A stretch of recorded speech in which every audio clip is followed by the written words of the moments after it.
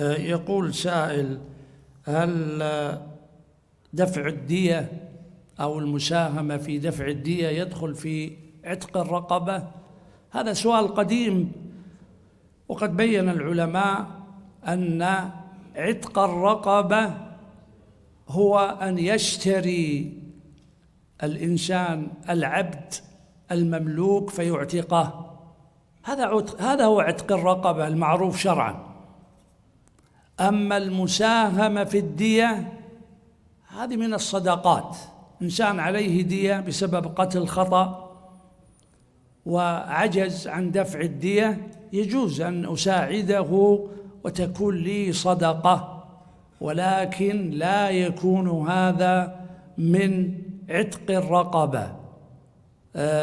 كذلك لو وجب عليه القصاص وطلب منه دية عالية، هذا أيضا ينظر في حاله، هل هو تائب نادم؟ فإن كان تائبا نادما لا حرج في إعانته من الصدقات وغيره.